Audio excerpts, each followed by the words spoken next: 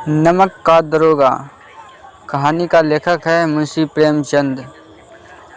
जब नमक का नया विभाग बना और ईश्वर प्रदत्त वस्तु के व्यवहार करने का निषेध हो गया तो लोग चोरी छिपे इसका व्यापार करने लगा।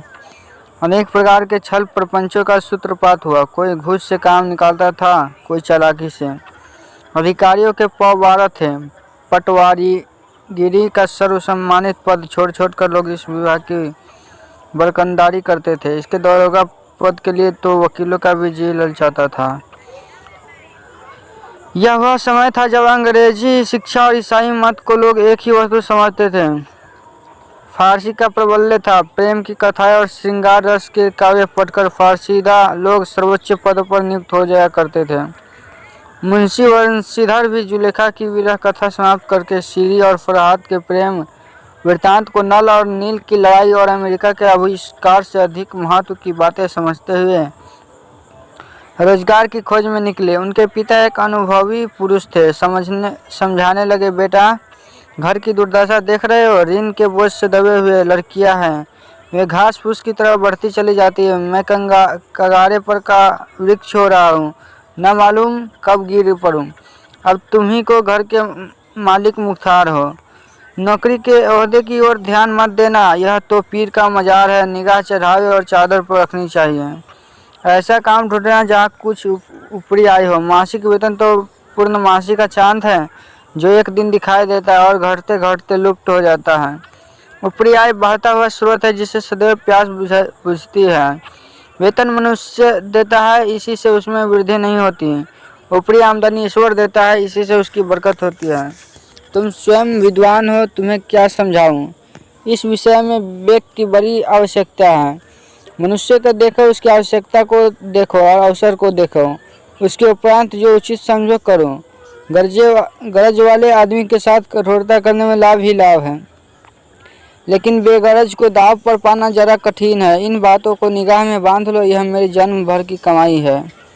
इस उपदेश के बाद पिताजी ने आशीर्वाद दिया। वंशीधर आज्ञाकारी पुत्र थे। ये बातें ध्यान से सुनी और तब घर से चल पड़े खड़े हुए। इस विस्तृत संसार में उनके लिए धैर्य अपना मित्र, बुद्धि अपना पथ प्रदर्शक, आत्म अवलंबन ही अपना सहायक था। लेकिन अच्छे सुकून से चले थे। जाते ही जाते नमक विभाग के दरोगा पद पर प्रतिष्ठित हो गए। वेतन अच्छा और ऊपरी आय का तो ठिकाना ही न था। वृद्ध मुंशी जी को सुख समाद मिला तो फूले न समाये। महाजन कुछ नरम पड़े, कलवार की आशा लता लहलहाई। पड़ोसियों के हृदय में शूल उठने लगे। जाड़े के दिन थे और रात का समय। नमक के सिपाही चौकीदारी नशे में मस्त थे। मुंशी वंशीधर को यहाँ आए अभी 6 महीने से अधिक न हुए थे, लेकिन इस थोड़े समय में उन्होंने अपनी कार्यकुशलता और उत्तम आचार से अफसरों को मोहित कर लिया था। अफसर लोग उन पर बहुत विश्वास करने लगे। नमक के दरोगा से 1 मील पूर्व की ओर जमुना बहती थी। उस पर नावों का एक पुल बना हुआ था। दरोगा जी किवाड़ बंद किए मीठी नींद सो रहे थे। अचानक आंख खुली तो नदी के प्रवाह की जगह गाड़ियों की गड़गड़ाहट तथा मल्लाहों का कोलाहल सुनाई दिया। उठ भैये, इतनी रात गए गाड़ियाँ क्यों नदी के पार जाती हैं? वैसे कुछ न कुछ गोलमाल है। तर्क के भरम को पुष्ट किया। वर्दी पहनी, तमंचा जेब में रखा और बात की बात में घोड़ा बढ़ाए हुए पुल पर आ पहुँचे। गाड़ियों की एक लंबी कतार पुल के पार जाती दिखी। डॉक्टर पूछा, किसकी गाड़ियाँ हैं? थोड़ी देर तक सन्नाटा रहा। आदमियों में कुछ कानाफूसी हुई। तब आगे वाले ने कहा, पंडित अलोपीदीन की। कौन पंडित अलोपीदीन? दातागंज के मुंशी वंशीधर चौक के पंडित अलोपीदीन इस इलाके के सबसे प्रतिष्ठित जमींदार थे। लाखों रुपये का लेन देन करते थे। इतने छोटे से बड़े कौन ऐसे जो उनके ऋणी न हों। व्यापार भी बहुत लंबा चौड़ा था। बड़े चलते फुरते आदमी थे। अंग्रेज अफसर उनके इलाके में शिकार खेलने आते और उनके मेहमान होते। 12 मास सदा व्रत चलता था। मुंशी ने पूछा, गाड़ियाँ कहाँ जाएगी? उत्तर मिला, कानपुर। लेकिन इस प्रश्न पर भी इनमें क्या है? सन्नाटा छा गया। दारोगा साहब का संदेह और भी बढ़ा। कुछ देर तक उत्तर की बाट देखकर जब वह जोर से बोला, क्या तुम सब गूंगे हो गए हो? हम पूछते हैं इनमें क्या लदा है। जब इस बार भी कोई उत्तर न मिला तो उन्होंने घोड़े की एक गाड़ी से मिलाकर बोरे को टटोला, भ्रम दूर हो गया। यह नमक ढेले थे। पंडित आलोपीदीन अपने सजीले रथ पर सवार कुछ सोते कुछ जागते चले आते थे। अचानक कई गाड़ीवानों ने घबराए हुए आकर जगाया और बोले, महाराज, दारोगा ने गाड़ियां रोक दी है और घाट पर खड़े आपको बुलाते हैं। पंडित आलोपीदीन का लक्ष्मी जी पर अखंड विश्वास था। वह कहा करते थे कि संसार का तो कहना ही क्या, स्वर्ग में भी लक्ष्मी का ही राज्य है। उनका यह कहना यथार्थ ही था। न्याय और नीति सब लक्ष्मी के ही खिलौने हैं। इन्हें वह जैसे चाहती है नचाती है। लेटे ही लेटे गर्व से बोले, चलो हम आते हैं। यह कहकर पंडित जी ने बड़ी निश्चितता से पान के बीड़े लगाकर खाने लगे। फिर लिहाफ ओढ़े हुए दरोगा जी के पास आकर बोला, बाबूजी, आशीर्वाद कहिए, हमसे ऐसा कौन सा अपराध हुआ कि गाड़ियाँ रोक दी हैं हमारी? हम ब्राह्मणों पर तो आपकी कृपा दृष्टि रहनी चाहिए। वंशीधर रुखाई से बोला, सरकारी हुक्म। पंडित आलोपीदीन ने हंसकर कहा, हम सरकारी हुक्म को नहीं जानते और न सरकार को जानते हैं। हमारी सरकार तो आप ही है। हमारा और आपका तो घर का मामला है। हम कभी आपसे बाहर तो हो सकते नहीं हैं। आपने व्यर्थ का कष्ट उठाया। यह नहीं हो सकता कि इधर से जाए और इस घाट के देवता को भेंट न चढ़ावे। मैं तो आपकी सेवा में स्वयं ही आ रहा था। वंशीधर पर ऐश्वर्य की मोहिनी वंशी का कुछ प्रभाव न पड़ा। ईमानदारी की नई उमंग थी। कर बोले, हम उन नमक हरामों में नहीं हैं जो कौड़ियों पर अपना ईमान बेचते फिरते हैं। आप इस समय हिरासत में हैं। आपको कायदे के अनुसार चलना होगा। बस मुझे अधिक बातों की फुर्सत नहीं है। जमादार बदलू सिंह, तुम इन्हें हिरासत में ले लो, मैं हुक्म देता हूँ। पंडित आलोपीदीन स्तंभित हो गए। गाड़ीवानों में हलचल मच गई। पंडित जी के जीवन में कदाचित यह पहला ही अवसर था कि पंडित जी को ऐसे कठोर बातें सुननी पड़ी। बदलू सिंह आगे बढ़ा, किंतु रोब के मारे यह साहस न हुआ कि उनका हाथ पकड़ सके। पंडित जी ने धर्म को धन का ऐसा निरादर करते कभी न देखा था। विचार किया कि यह अभी उदंड लड़का है, माया मोह के जाल में अभी नहीं पड़ा। अल्लाह है, झकता है। बहुत दिन भाव से बोले, बाबू साहब, ऐसा न कीजिए, हम मिट जाएंगे, इज्जत धूल में मिल जाएगी। हमारा अपमान करने से आपके हाथ में क्या आएगा? हम किसी तरह आपसे बाहर थोड़ी है। वंशीधर ने कठोर स्वर में कहा, हम ऐसी बातें नहीं सुनना चाहते। आलोपीदीन ने जिस सहारे को चट्टान समझ रखा था वह पैरों के नीचे खिसकता हुआ मालूम हुआ। स्वाभिमान और धन ऐश्वर्य की कड़ी चोट लगी, किंतु अभी तक धन की सांख्यिक शक्ति का पूरा भरोसा था। अपने मुख्तार से बोले, लाला जी, 1000 के नोट बाबूजी के भेंट कर दो। आप इस समय भूखे सिंह हो रहे हैं। वंशीधर ने गर्म होकर कहा, 1000 नहीं, 1 लाख भी मुझे सच्चे मार्ग से नहीं हटा सकते। धर्म की इस बुद्धिहीन दृढ़ता और देव दुर्लभ त्याग पर मन बहुत झुंझलाया। अब दोनों शक्तियों में संग्राम होने लगा। धन से उछल कर आक्रमण करना शुरू किया। 1 से 5, 5 से 10, 10 से 15 और 15 से 20,000 तक नौबत पहुंची, किंतु धर्म अलौकिक वीरता के साथ बहुसंख्यक सेना के सम्मुख अकेला पर्वत की भांति अटल अविचलित खड़ा था। आलोपीदीन निराश होकर बोले, अब इससे अधिक मेरा साहस नहीं, आगे आपको अधिकार है। वंशीधर ने अपने जमादार को ललकारा। बदलू सिंह मन में दरोगा जी को गालियां देता हुआ पंडित आलोपीदीन को बढ़ा। पंडित जी घबराकर 2-3 कदम पीछे हटे। अत्यंत दीनता से बोले, बाबू साहब, ईश्वर के लिए मुझ पर दया कीजिए। मैं 25,000 पर निपटारा करने का तैयार हूँ। असंभव बात है 30,000 पर, किस तरह भी संभव नहीं है। क्या 40,000 पर भी नहीं? 40,000 नहीं, 40 लाख पर भी असंभव है। बदलू सिंह इस आदमी को हिरासत में ले लिया। अब मैं एक शब्द भी नहीं सुनना चाहता हूँ। धर्म ने धन को पैरों तले कुचल डाला। आलोपीदीन ने एक हिष्ट पुष्ट मनुष्य को हथकड़ियाँ लिए हुए अपनी तरफ आते देखा। चारों ओर निराश और कातर दृष्टि से देखने लगे।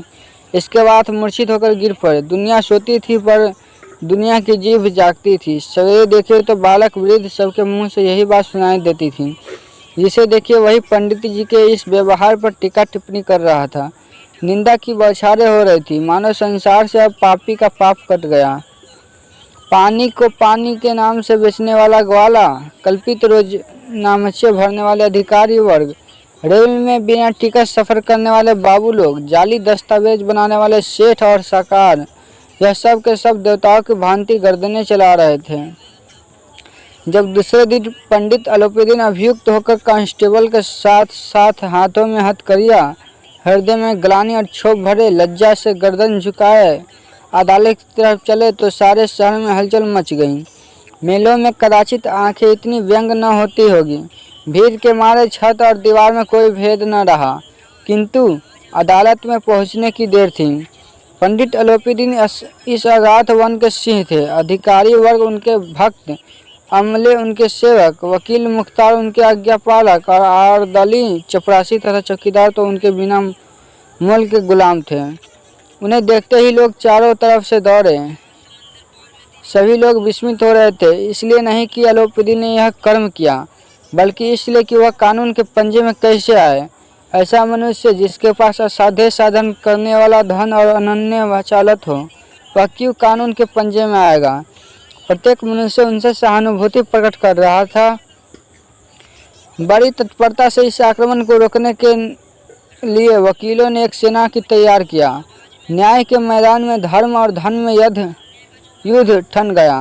वंशीधर चुपचाप खड़े थे। उनके पास सत्य के सिवा कोई बोलबाला नहीं था, न स्पष्ट भाषण के अतिरिक्त कोई शस्त्र।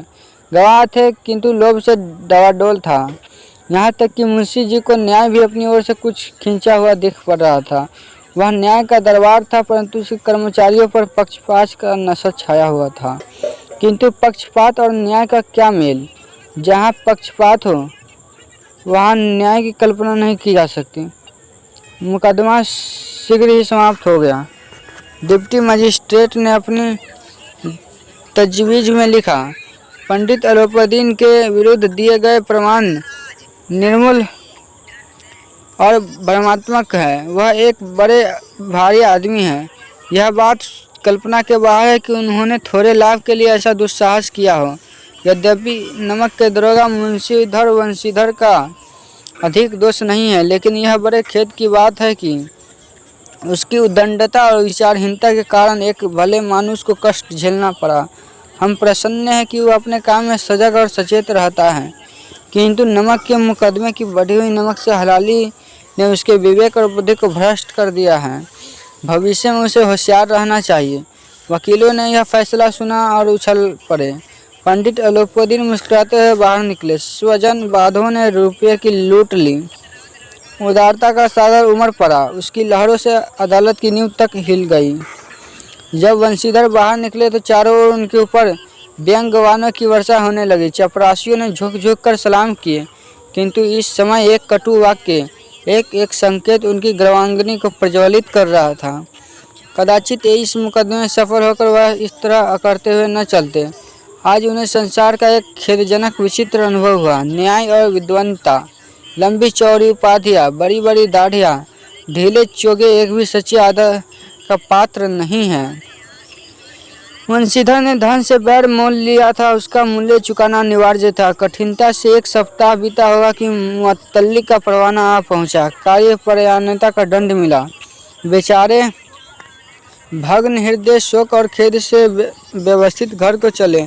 बूढ़े मुंशी जी तो पहले ही कुरा रहे थे कि चलते चलते इस लड़के को समझाया था, लेकिन इसी ने एक न सुनी। सब मनमानी करता है। हम तो कलवार और कसाई के तगादे से हैं। बुढ़ापे में भगत बनकर बैठे और वहाँ बस वही सूखी तनख्वाह। हमने भी तो नौकरी की है और कोई ओहदेदार नहीं थे, लेकिन काम किया, दिल खोल कर किया। और आप ईमानदार बनने चले। घर में चाहे अंधेरा हो, मस्जिद में अवश्य दिया जलाएंगे। खेद ऐसी समझ, पढ़ना लिखना सब अकारत गया। इससे थोड़े ही दिनों बाद जब मुंशी वंशीधर इस दुर्वस्था में घर पहुंचे और बूढ़े पिताजी ने समाचार सुना तो सिर पीट लिया। बोले, जी चाहता कि तुम्हारा और अपना सिर फोड़ लूँ। बहुत देर तक पछता कर हाथ मलते रहे। क्रोध में कुछ कठोर बातें भी कही और यदि वंशीधर वहाँ से टल न जाता तो वैसे ही क्रोध विकट रूप धारण करता। वृद्ध माता को तो भी दुख हुआ। जगन्नाथ और रामेश्वर यात्रा की कामनाएं मिट्टी में मिल गई। पत्नी ने कई दिनों तक सीधे मुंह बात नहीं की थी। इसी प्रकार एक सप्ताह बीत गया। संध्या का समय था। बूढ़े मुंशी जी बैठे बैठे राम नाम का जप लगा रहे थे।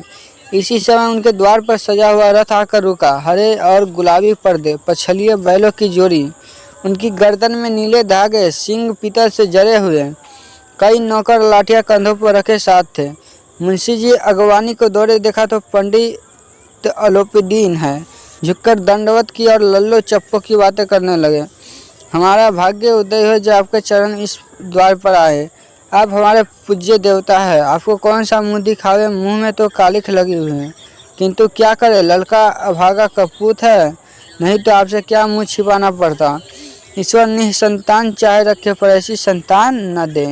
अलोपीदीन ने कहा, नहीं भाई साहब, ऐसा नहीं कहिए। मुंशी जी ने चकित होकर कहा, ऐसी संतानों को और क्या कहूँ। अलोपीदीन ने वात्सल्य पुरुष स्वर में कहा, कुल तिलक और पुरखों की कीर्ति उज्जवल करने वाले संसार में ऐसे कितने धर्मपरायण मनुष्य है जो धर्म पर अपना सब कुछ अर्पण कर सके। पंडित अलोपीदीन ने वंशीधर से कहा, दरोगा जी, इस खुशामद न समझिए। खुशामद करने के लिए मुझे इतना कष्ट उठाने की जरूरत न थी। उस रात को आपने अपने अधिकार बल से अपनी हिरासत में ले लिया था, किंतु आज मैं स्वेच्छा से आपकी हिरासत में आया हूँ। मैंने हजारों रईस और अमीर देखे, हजारों उच्च पदाधिकारियों से काम पड़ा, किंतु परास्त किया तो आपने। मैंने सबको अपना और अपने धन का गुलाम बनाकर छोड़ दिया। मुझे आज्ञा दीजिए कि आप मुझसे कुछ विनय करूं। वंशीधर ने अलोपीदीन को आते देखा तो उठकर सत्कार किया, किंतु स्वाभिमान सहित। समझ गए कि यह महाशय मुझे लज्जित करने और जलाने आया है। क्षमा प्रार्थना की चेष्टा नहीं की, वरना उन्हें अपने पिता की यह ठकुर सुहाती की बात असह्य की प्रतीत हुई। पर पंडित जी की बातें सुनी तो मन की मैल मिट गई। पंडित जी की ओर उड़ती हुई दृष्टि से देखा, श्रद्धा छलक रहा था। गर्व से अब लज्जा के सामने सिर झुका दिया। शर्माते हुए बोला, यह आपकी उदारता है जो ऐसा कहते हैं। मुझसे जो कुछ अविनय हुआ है उसे क्षमा कीजिए। मैं धर्म की बेरी में जकड़ा हुआ था, नहीं तो वैसे मैं आपका दास हूँ। जो आज्ञा होगी वह मेरे सिर माथे पर। अलोपीदीन ने विनीत भाव से कहा, नदी तट पर आपने मेरी प्रार्थना नहीं स्वीकार की थी, किंतु आज स्वीकार करनी पड़ेगी। वंशीधर बोले, मैं किस योग्य हूँ, किंतु जो कुछ सेवा मुझसे हो सकती है उसमें त्रुटि न होगी। अलोपीदीन ने एक स्टाम्प लगा हुआ पत्र निकाला और उसे वंशीधर के सामने रखकर बोला, इस पद को स्वीकार कीजिए और अपने हस्ताक्षर कर दीजिए। मैं ब्राह्मण हूँ, जब तक यह सवाल पूरा न कीजिएगा द्वार से न हटूंगा। मुंशी वंशीधर ने उस कागजात को पढ़ा तो कृतज्ञ से आंखों में आंसू भरा है। पंडित अलोपीदीन ने उनको अपनी सारी जायदाद का स्थायी मैनेजर नियत किया था। 6000 वार्षिक वेतन के अतिरिक्त रोजाना खर्च अलग, सवारी के लिए घोड़ा, रहने के बंगला, नौकर चाकर मुफ्त। कंपनी स्वर में बोले, पंडित जी, मुझमें इतनी सामर्थ्य नहीं है कि आपकी उदारता की प्रशंसा कर सकूं, किंतु ऐसे उच्च पद के योग्य नहीं हूँ। अलोपीदीन ने हंसकर बोला, मुझे इस समय एक अयोग्य मनुष्य की ही जरूरत है। वंशीधर ने गंभीर भाव से कहा, यो मैं आपका दास हूँ। आप जैसे कीर्तिवान सज्जन पुरुष की सेवा करना मेरे लिए सौभाग्य की बात है, किंतु मुझमें न विद्या है, न बुद्धि, न वह स्वभाव जो इन त्रुटियों की पूर्ति कर देता है। ऐसे महान कार्य के लिए एक बड़े मर्मज्ञ मनुष्य की जरूरत होती है। अलोपीदीन ने कहा, कलमदान से कलम निकल ली और उसे वंशीधर के हाथ में देकर बोले, न मुझे विद्वता की चाह है, न अनुभव की, न मर्मज्ञता की, न कार्य कुशलता की। इन गुणों के महत्व खूब पा चुका हूँ। अब सौभाग्य और अवसर ने मुझे वह मोती दे दिया है जिसके सामने योग्यता और विद्वता की चमक फीकी पड़ जाती है। यह कलम लीजिए, अधिक सोच विचार नहीं कीजिए, दस्तखत कर दीजिए। परमात्मा से यही प्रार्थना है कि वह आपको सदैव वही नदी के किनारे वाले बेमुरवत, उदंड, कठोर परंतु धर्मनिष्ठ दरोगा बनाए रखें। वंशीधर की आंखें डबडबा आई, आंखों में आंसू बह रहे थे। हृदय के संकुचित पात्र में इतना एहसान न समा सका। एक बार फिर पंडित जी को भक्ति और श्रद्धा की दृष्टि देखा और कांपते हुए हाथ से मैनेजरी के कागज पर हस्ताक्षर कर दिया। अलोपीदीन ने प्रफुल्लित होकर उन्हें गले लगा लिया और उसे अपने मैनेजरी में रख लिया। दोस्तों, ये कहानी आप लोगों को बेशक पसंद आया होगा। ये एक ईमानदारी का नतीजा है कि उस नमक के दरोगा को उस पंडित अलोपीदीन के सारे जायदाद का मैनेजर बना दिया। इसलिए हम लोगों को हमेशा ईमानदारी से काम करना चाहिए, क्योंकि सत्य की ही विजय